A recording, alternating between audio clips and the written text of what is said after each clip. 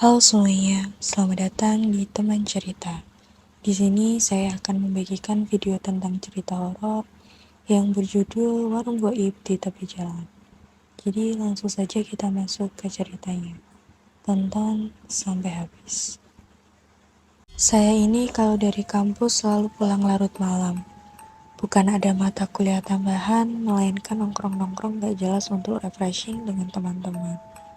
Melihat jam tangan sudah menunjukkan pukul setengah 12 malam, saya dan ketiga teman saya, sebut saja namanya Ivan, Rizky, dan Sony, memutuskan untuk pulang.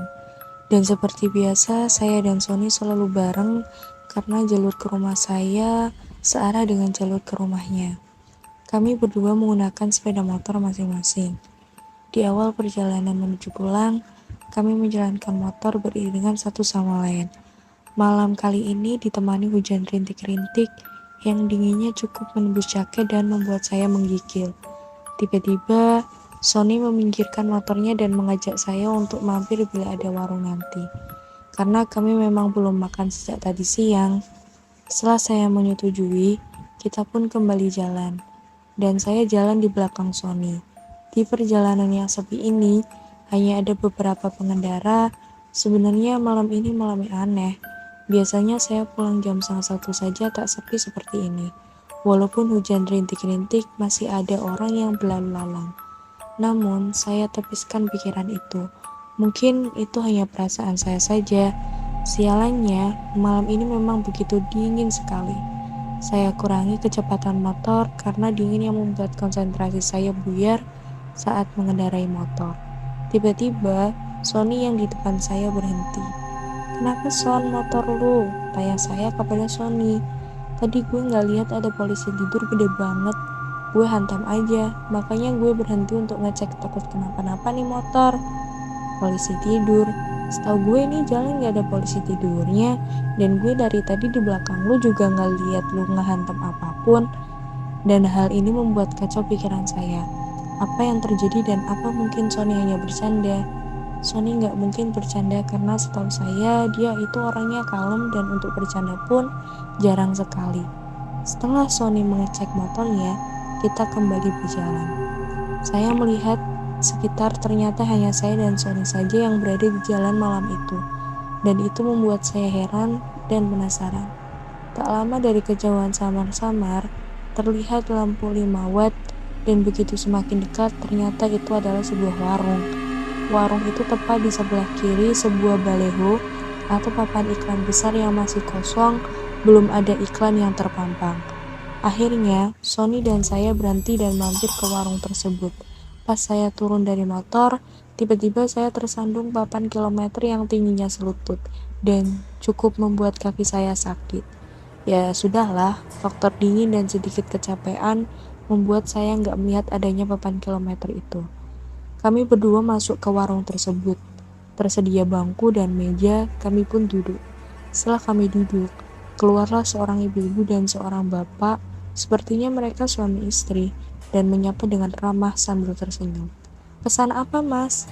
"Pesan kopinya 2, Bu. Kalau ada makanan ringan, seperti roti juga pesan 2 ya, Bu."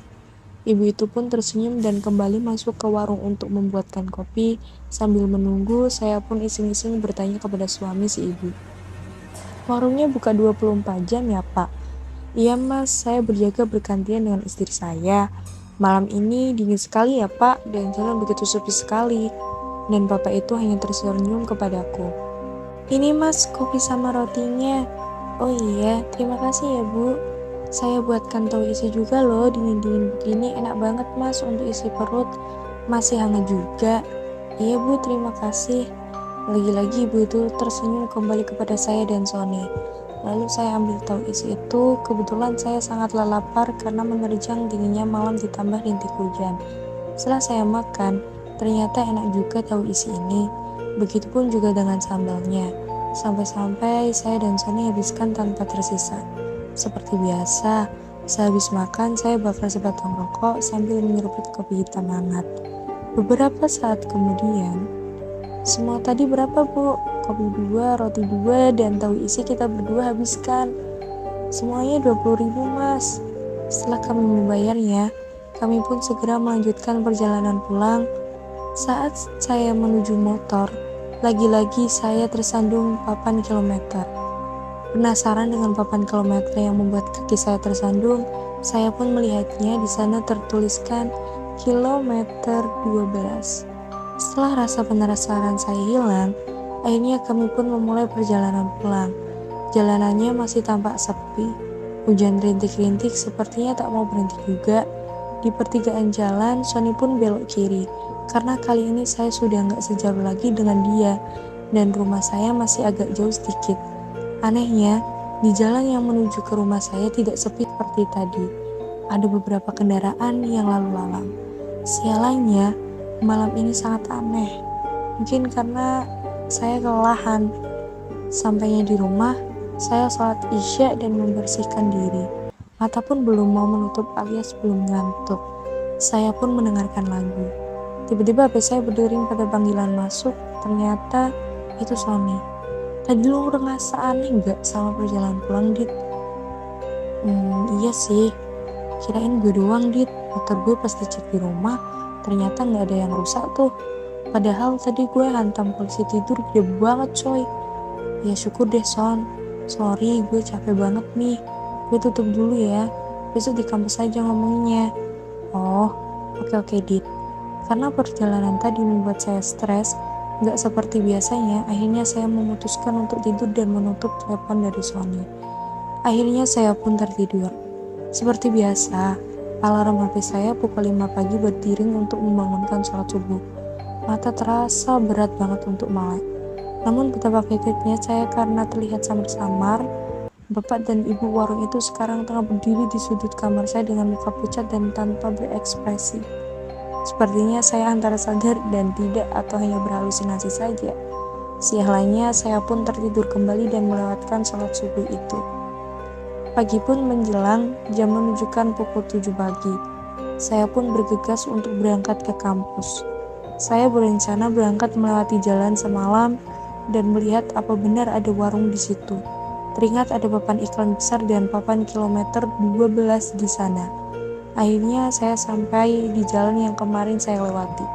Ternyata jalan ini tidak sesepem malam hari.